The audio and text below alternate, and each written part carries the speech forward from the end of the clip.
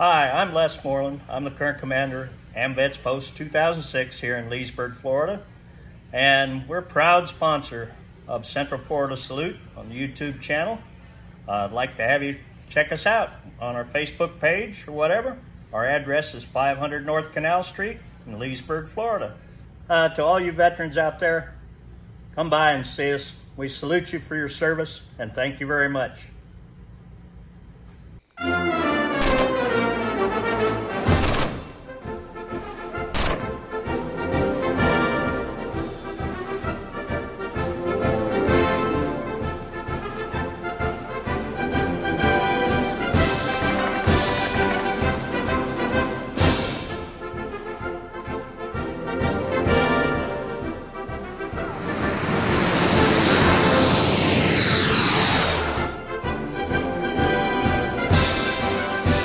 Welcome to Central Florida Salute YouTube. I'm your host, Bob Peters, and once again, I'm here at Eagles 4273 in Oklahoma. I'd like them for allowing us to come in here.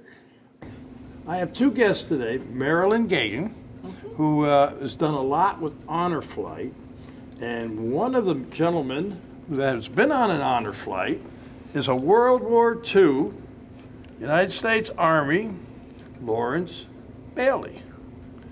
I want to welcome you both to the show.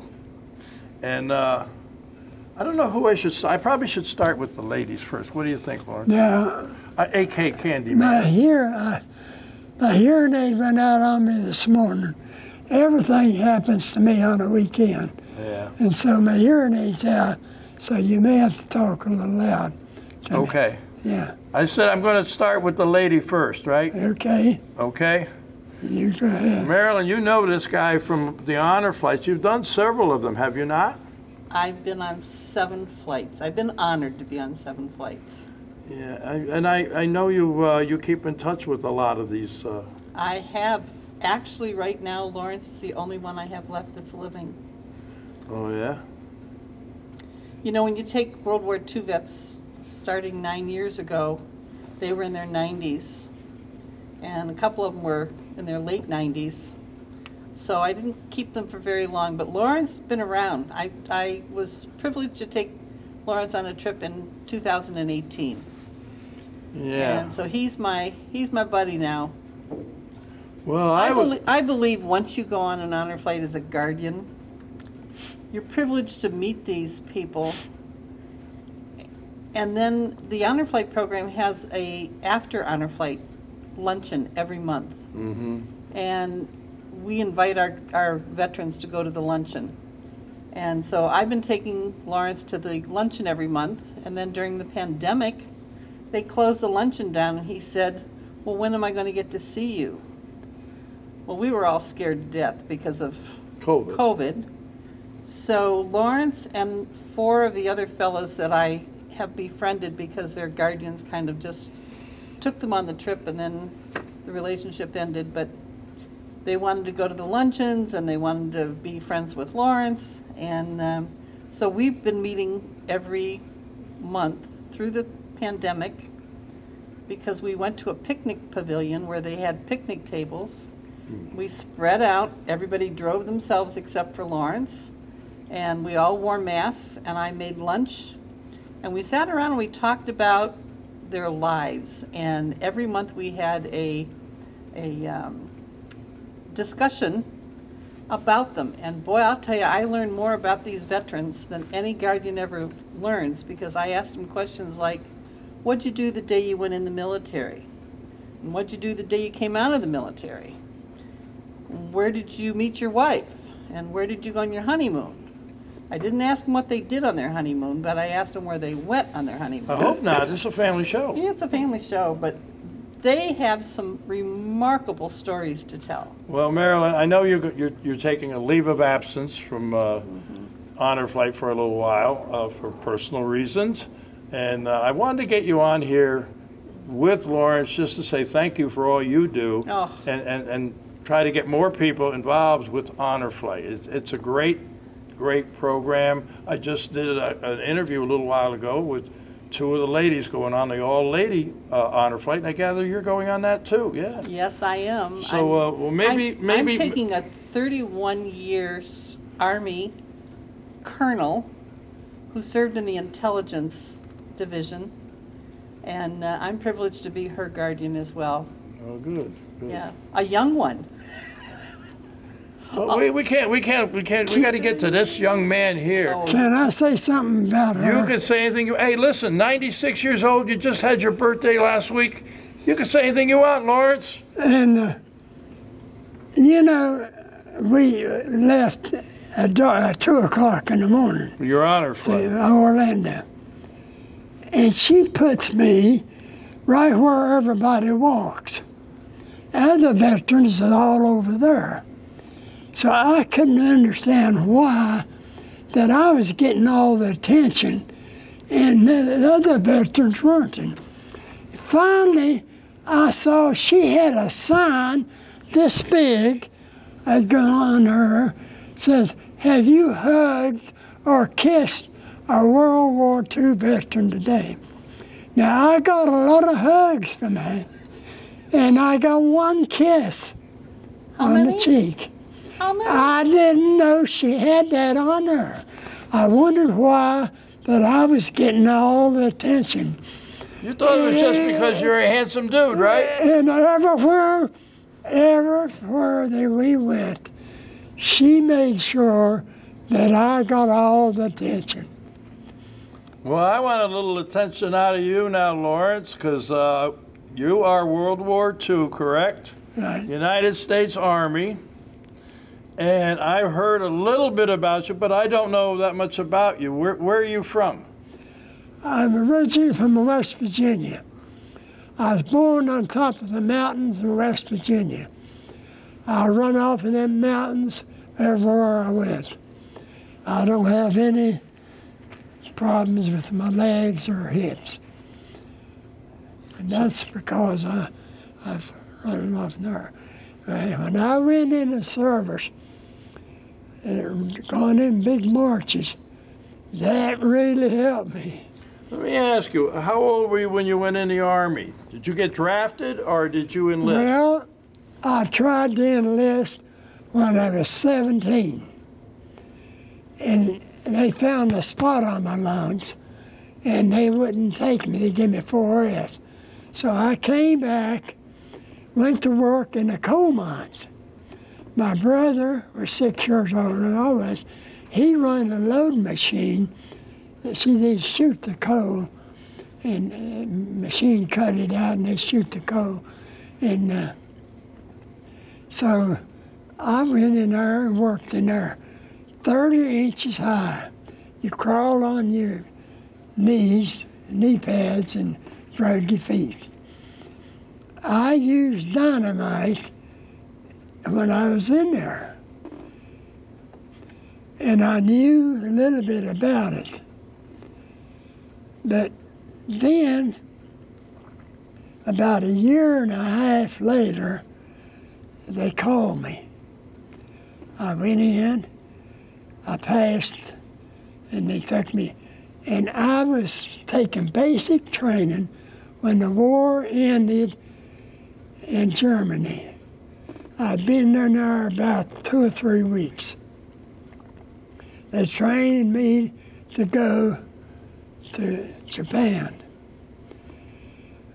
I was eager to go down there. Now I tell you, Uncle Sam made a man out of me. He taught me how to defend myself and take care of myself. And I was just crazy enough that I wanted to go. I was eager to go. But just before I got through with basic training, the war ended in Japan. So they sent me on home for 10 days. Then I went back to New York, and they put us on a ship and went out.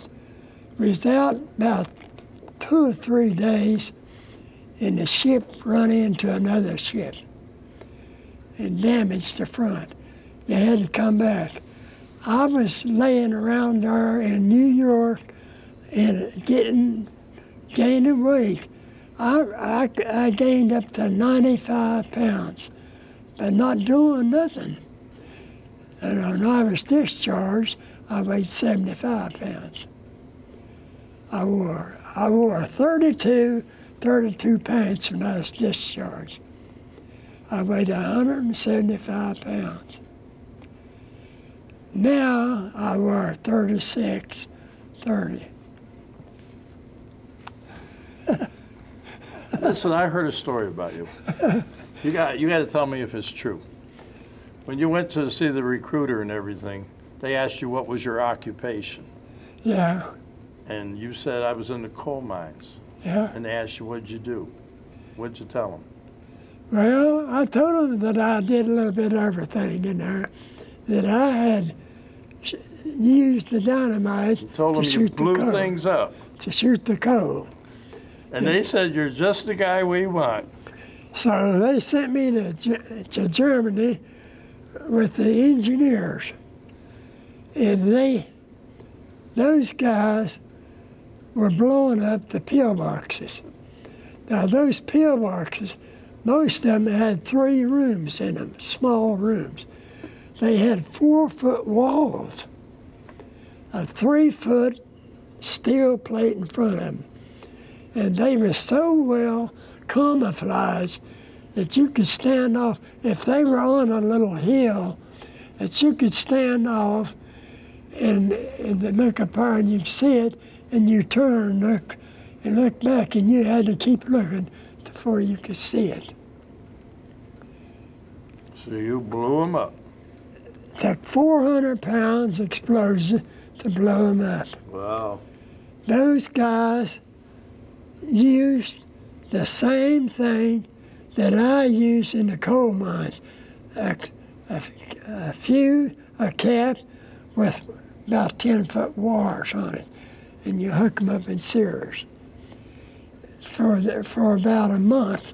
Then they got what they call a primer cord, and it would explode just like anything would. And they could run a line from there with that all the way through the rooms, and wherever they put a box of explosives, they cut off a piece of this and put it down in there and tie a little square knot in and on the field line. And then when they come out to shoot it, you hooked your fuse and your thing on that, and when that went off, everything went off together.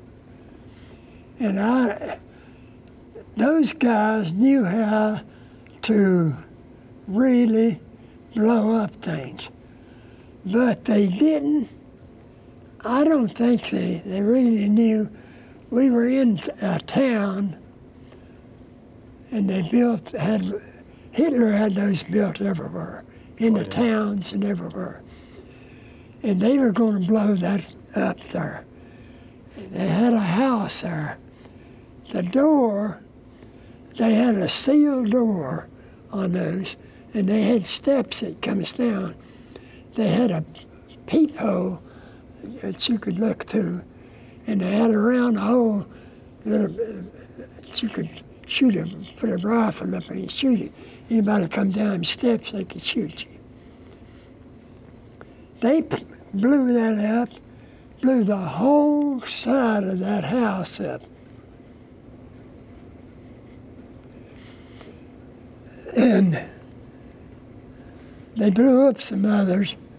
We blew up and blocked the road one time, and we hooked the truck, winch to it, the truck down, put it down over the hill, and hooked the winch to that big piece of concrete, and it just pulled the truck.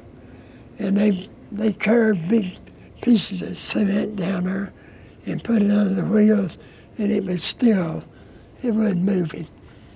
Somehow or another, they got what's called a shape charge.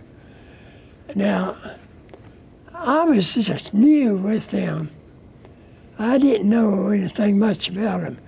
But that shape charge is about that big around, and the Navy uses them, and they can swim underwater and put them up against a ship, yeah. And they can blow holes in them, and they can, and they got a hold of a shape charge somewhere or another, and they put that on top of there, and it blew a hole about 1.5 inches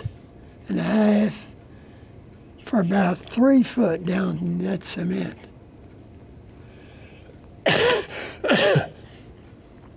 Germans had their explosives looked like a piece of chalk.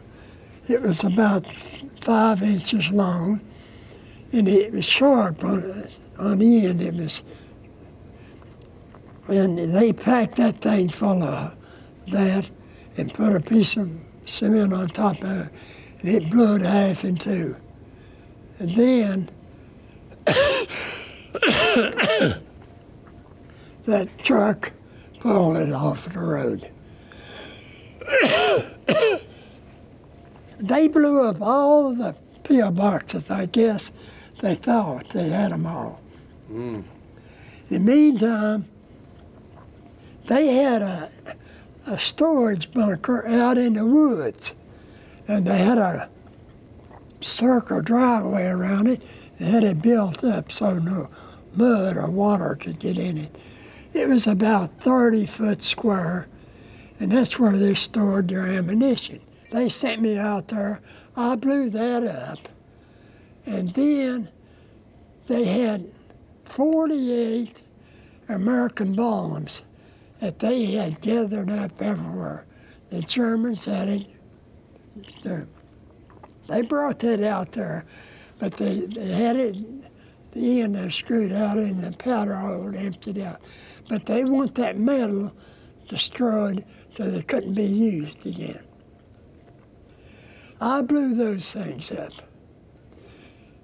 You could put 2 here and 1 on top of it, and put a couple of blocks of TNT in the middle of them, and it would damage them. It just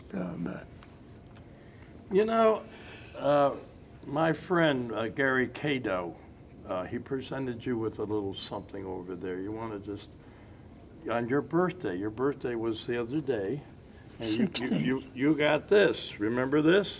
Yeah. You want to talk a little bit about your birthday party? I was there, you know. I had 3 birthday parties. Wow. You're a party animal. Now, on the second Thursday of every month, we go to the Veterans Luncheon. It's at Moose Lodge on 40. But anyhow, no, I went down there.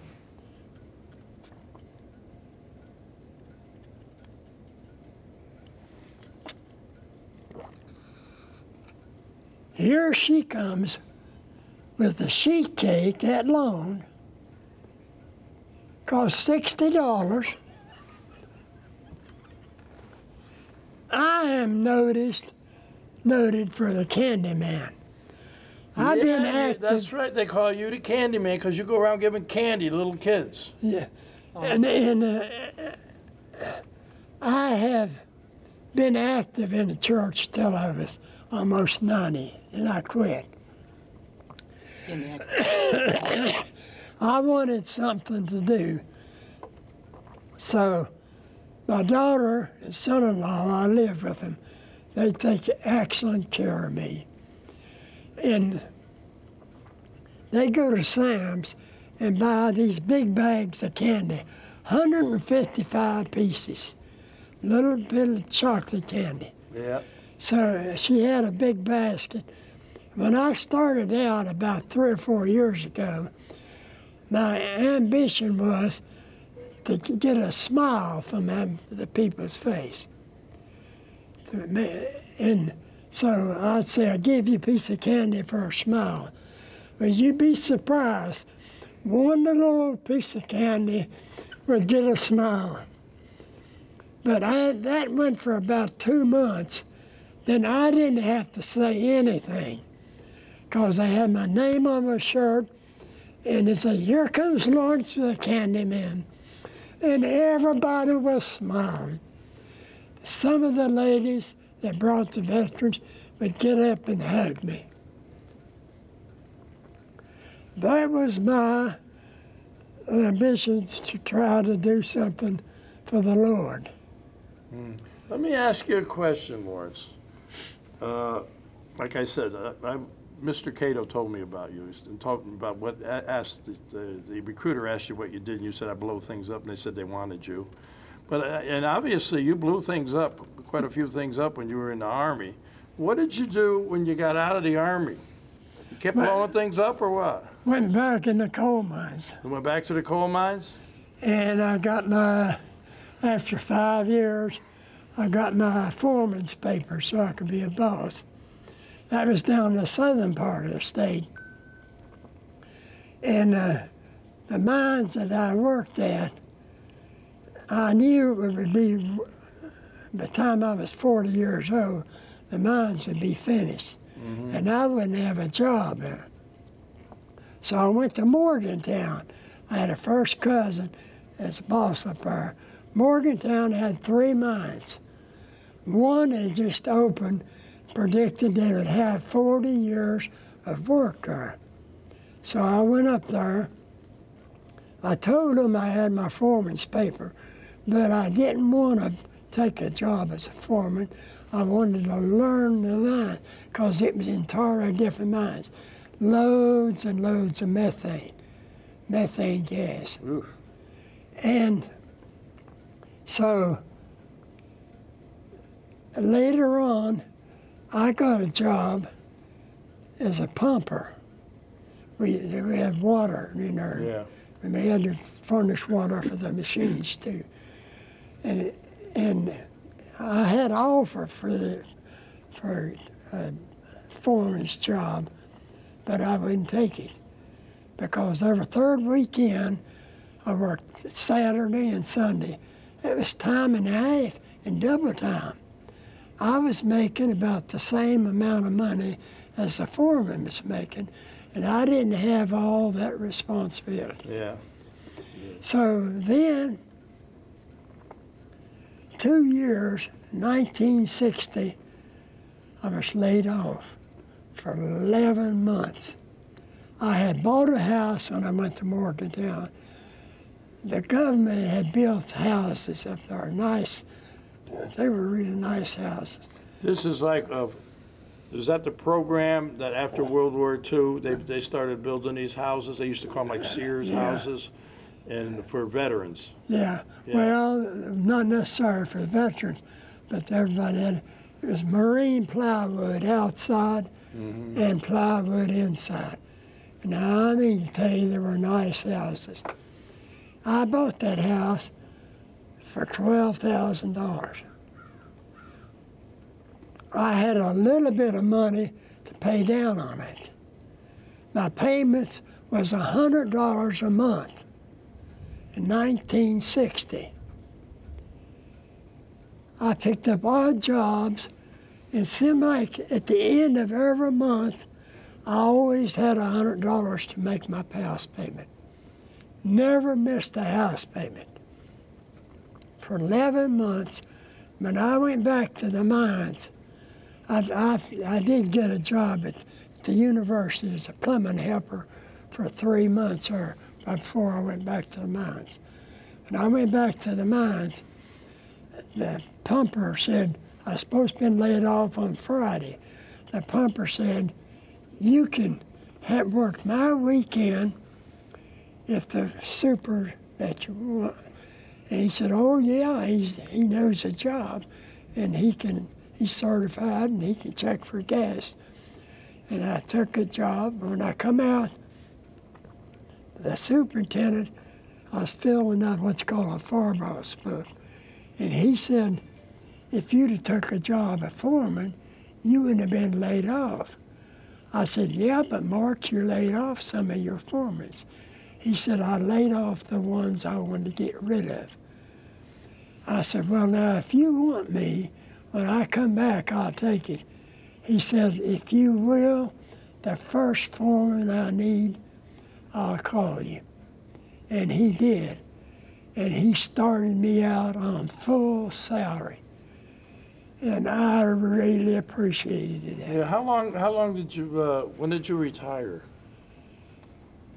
How did you get down here? How did you get down here in the Villages? I retired 40 years ago. Wow. We just had a lady who's 101 years old. She just retired last week. I was 55 years old. When I went back to work as a foreman, as soon as I got some of the bills and things paid off, I told my wife I wanted to buy stock in the company and retire when I was 55. She had severe rheumatoid arthritis, and I wanted to take her to Florida in the winter. Oh, okay. And so I was 55 in May of 1981. DuPont wanted to buy control of the interest of that coal mines. They offered so much money for it, my stock. And an oil company went higher. So DuPont says, we'll match anything. And I said, now is the time for me to retire. I'm out of here. In 1981, I retired. I had a Cadillac that I bought, and I went to Florida. I put that had an investor in the bank. Interest rates was 10, in some places 12%. I bought an apartment house in town. It's a university town, and I paid $27,000 for it. And I spent a little bit of money on it. And then later on, I sold it to a guy. He was paying me 10% interest on his payments. So finally then, things worked out, and he went ahead and paid me off. So I spent every winter in Florida till 1995. Excuse me. And my wife got so bad that I couldn't make the trip back to Morgantown, even spending the night on the road. Yeah. But I want to tell you a little bit about my...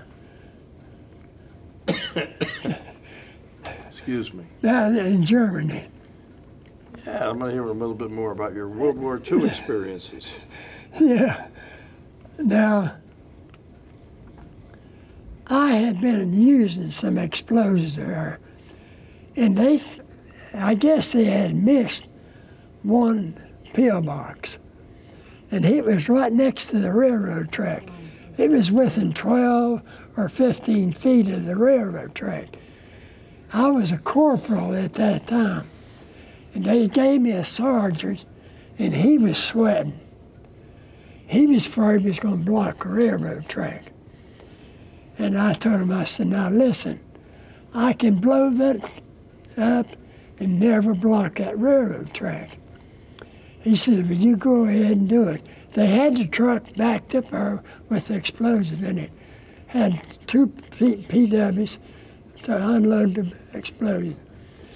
When I went in there, showed them where to put each box of explosives. I didn't put anything in the front of it. When that went off, he come running. He was going out there to talk to the burgomaster as a mayor. It was less than a half a mile out there. He come back there, and the smoke was still there. And he saw that big plate just laid right over. He had the biggest smile on his face. From then on, I was #1 explosive man. You saved the railroad. They had a small place that they had put mines. They had boxes made with explosives, and they had a detonator on. And the road went up, small road went up here, then it was cut across up there. And I guess people would come up and cut across instead of going all the way up there. So somebody got blown up, and they wanted me to go out and clear that minefield. They had cut pine trees, and they had fell every which way in there. The first day I went out there, they gave me a PW. I used a metal detector. He did a good job. I watched him close, because you can't. In the second day, he started out, and I thought, Jack, he's going to get me blown up. So I threw a 45 shell out in front of him. He went over top of it. And you knew I something told was the up. lieutenant, I said, if I'm going to get blown up, I'm going to do it myself. He said, it's up to you. And so when I would take about a 6-foot path up through there, if I come to one of them trees cut across there, I'd take 2 blocks of TNT with that primer cord strapped to them, and I could blow them trees completely out of there. So one day, I was up there and blew that one of them trees out, and I could see this box. I could see the lead up about that far on the box. And I said, I'm going to take that apart. So I cleaned the dirt off, the leaves and dirt off of it, lifted the lid off. In the center of that, the box was about a 12 by 10 by 12 full of explosives. And right in the middle of it, they had a detonator box. It was metal. That was the only thing you could pick up with that metal detector. And it had a hole in it that you could screw a cap in there. That's what blew it up. If you stepped on that lid, then it would blow it up. So I took the lid off, and I took that out, screwed the cap out, threw the cap back down the box, blew the box up, took that little box, metal box, it was about 5 by 4, and it was about that thick. Took it back, I wanted to show the lieutenant. Lieutenant really liked me. When I took that in there, he threw a fit. He says, you never bring any explosives here in this. And he called a bomb squad. And man, he chewed me out. I didn't know that you didn't take things in there. Because I've been hauling TNT around in that Jeep and things. But anyhow, they called it a bomb squad. And I went ahead and finished clearing that minefield. But it wasn't very big. It was about half as big as this room here. But that's some of the stupid things that a young person does. That's why Uncle Sam likes young people in their service, because they don't care. Well, yeah, I guess. I mean, when you're young, you don't worry about things like you do when you get older and you start realizing, boy, did I really do that? Yeah, I agree with you. Well, that was stupid. Now, that was stupid, me taking it. I didn't have to do that, but I wanted to do it. Yeah. Well, And listen, you did a great job blowing things up. And I had they sent me down a railroad track I had a Jeep driver. They had a place fenced in with barbed wire. It had 88 shells stacked in there. They were about 8 feet tall and about 8 feet wide, and all on top of one another. They wanted them destroyed. They had my explosive already down there and everything. So I'd take about 10 or 12 of those, and I'd put a block of TNT underneath them and stack them on and blow. Then we'd run down a railroad track, and when it goes off, and we'd go back and I'd do the same thing again. Now, you use the fuse and a cap. A fuse, you know, if you use it a while, you know about how many minutes it takes to get that in there. But it didn't matter. I had a fuse long enough for us to go around that railroad track, walk down there. It was close to a half mile. But we'd go and we'd start running before we get through. And then we'd have to wait and wait till it goes up and off. So I blew up all of them 88 shells. Now, them 88 shells is about that big around, about 18 inches long. That was German's best gun they had. That they could drop that in you, right in on top of you. If you get out of the service, you still blow things up? Huh? When you went in the coal mine, back to the coal mine, you still blow things up? Well, because now you're a little bit older, and now you're still blowing things up, right? No, I don't. I tell you, I have had a good life.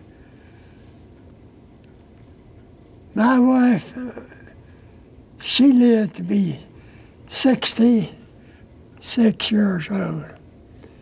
She was in an electric wheelchair. She had lost 60-some pounds. I had to lift her up out of bed into the wheelchair and into the bathroom and things. My daughter lived next door. I built a house next to her, and it was for about the last 10 years of her life. And she helped me with my daughter. Yeah. She'd come over about 9 o'clock. I'd get up at 6. I always got up at 6:30, and a half a mile walk around her. I walked 2 miles every morning. Then I'd come back and I'd crack the door open to see when she'd wake up. Then I'd go get her and I'd fix her breakfast. You know what? You're a good man. You know, I think we're running out of time here, Laurence. You know, and I really do appreciate what you did, you know, as far as blowing things up in World War II. And you know, whenever a guy come in there one day, now I had it made in Germany. There was plenty of girls. Plenty of Hey, girls. this is a family show now. And I'm telling you, and we had a club. And my Jeep driver and myself, but these girls would stay in his house. Laurence, I know you were Army, but in the Navy they said loose lips sink ships. Maybe you don't want to go there. But I want to thank you for coming on, and I want to thank you for your service. It's a lovely medallion you got. You deserve it. Everything you got, everything coming to you deserve it. And Well, I really do appreciate it. And Marilyn, you know, I'm running out of time, buddy. I thought that somebody was in combat should deserve it more than me. No.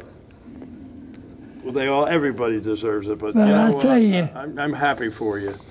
You know, and it was a great birthday party. We have some pictures. I had We'll be 3 seeing of them. that. Yeah, I know. Yeah. Yeah, like this lady here, she brought that big cake. Then at the church, my daughter bought one just like it. So how come you're still so thin? You got all this cake coming. And then I had about This is desserts. 70 people at my birthday party Wow. at the church. They go all out for my birthdays. That's great. That's great. Ever since I moved from Paisley over there, they go all out for me. I'm the oldest one in there. Well, like I said, Laurence, I'm running out of time. It was great to have you here, and Marilyn, and get back soon. But we have to say goodbye.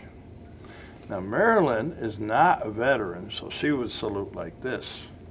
You being a veteran, you know how to salute. But we're going to say goodbye right now, and this is how we do it. To all our veterans out there, our active military and their families, we salute you Yeah. for all you do. Till next time.